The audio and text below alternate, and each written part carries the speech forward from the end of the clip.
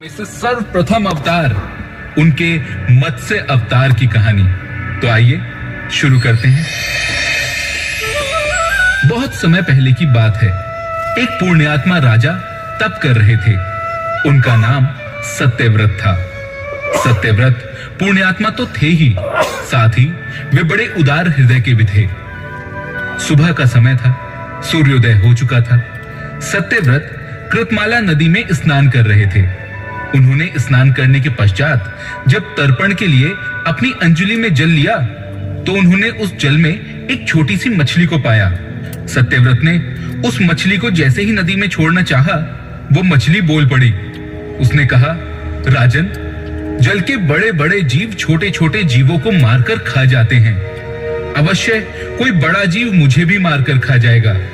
कृपा करके मेरे प्राणों की रक्षा कीजिए। ये सुनकर सत्यव्रत के हृदय में दया उत्पन्न हो उठी। उसने मछली को जल से भरे हुए अपने कमंडलू में डाल लिया। पर तभी एक आश्चर्यजनक घटना घटी। उस मछली का शरीर एक रात में इतना बढ़ गया कि कमंडलू उसके रहने के लिए छोटा पड़ने लगा। दूसरे दिन मछली सत्यव्रत से बोली, राजन, मेरे रहने के लिए कोई दूसरा स्थान ढूंढ लीजिए, क्योंकि मेरा शरीर बढ़ गया है। मुझे घूमने फिरने में बड़ा कष्ट होता है।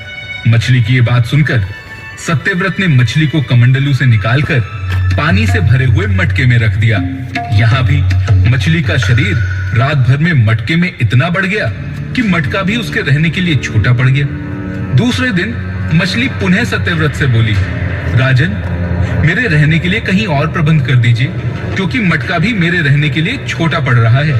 तब सत्यव्रत ने मछली को निकालकर एक सरोवर में डाल दिया, किंतु अगली ही रात सरोवर भी मछली के लिए छोटा जान पड़ा। इसके बाद सत्यव्रत ने मछली को नदी और फिर उसके बाद समुद्र में डाल दिया। आश्चर्य की बात यह थी कि समुद्र में भी मछली का शरीर इतना अधिक बढ़ गया कि मछली के रहने के लिए वो भी छोटा जान पड़ने लगा। अतः मछली पुनः सत्यव्रत से बोली, राजन, समुद्र भी मेरे रहने के लिए उपयुक्त नहीं है। मेरे रहने की व्यवस्था कहीं और कर दीजिए। मछली का ये आकार और उसकी ये बात सुनकर सत्यव्रत विस्मित हो उठे। उन्होंने आज तक ऐसी मछली कभी नहीं देखी थी। इस विस्मय भरे स्वर में वे बोले, मेरी बुद्धि को इस प्रकार इस सागर में डुबो देने वाले आप कौन हैं?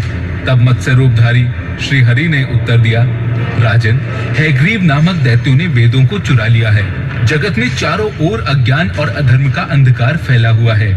इसीलिए मैंने हैग्रीव को मारने के लिए ये मत्स्य का रूप धारण किया है। आज से 7वें दिन पृथ्वी प्रलय के चक्र में फिर जाएगी। समुद्र उमड़ उठेगा, भयानक वृष्टि होगी, सारी पृथ्वी पानी में डूब जाएगी।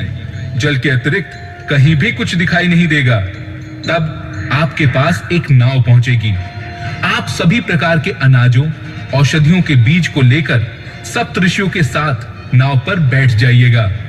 मैं उसी समय आपको पुनः दिखाई पड़ूंगा और आपको आत्म तत्व का ज्ञान प्रदान करूंगा। सत्यव्रत उसी दिन से श्री हरि का स्मरण करते हुए प्रलय की प्रतीक्षा करने लगे। 7वें दिन प्रलय का वो भयानक दृश्य उनकी आंखों के सामने आ गया। समुद्र भी उमड़कर अपनी सीमाओं से बाहर बहने लगा। भयानक वृष्टि होने लगी। थोड़ी ही देर में सारी पृथ्वी पर जल ही जल हो गया। संपूर्ण पृथ्वी जल में समा गई। तभी उस समय उन्हें एक नाव दिखाई पड़ी, जिसे देखते ही सत्यव्रत सप्तऋषियों के साथ उस नाव पर बैठ गए। उन्होंने नाव के ऊपर संपूर्ण तरह के अनाजों और औषधियों के बीजों को भर लिया और फिर नाव प्रलय के सागर में तैरने लगी। प्रलय के उस समय सागर में उस नाव के अतिरिक्त कहीं भी कुछ दिखाई नहीं दे रहा था। तभी मत्स्य रूपी भगवान प्रलय के सागर में दिखाई पड़े। सत्यव्रत और सप्तऋषि गण मत्स्य रूपी भगवान की प्रार्थना करने लगे और तब भगवान श्री हरि विष्णु के उस मत्स्य रूप से आत्मज्ञान पाकर सत्यव्रत का जीवन धन्य हो उठा। वे जीते जी ही जीवन मुक्त हो गए। कुछ ही समय पश्चात प्रलय का प्रकोप शांत होने पर मत्स्य रूपी भगवान ने हैग्रीव को मारकर उससे वो वेद वापस छीन लिए। भगवान ने ब्रह्मा जी को वो वेद पुनः दे दिए और इस प्रकार भगवान ने मत्स्य रूप धारण करके वेदों का उद्धार तो किया ही, साथ ही संसार के प्राणियों का भी अमिट कल्याण किया।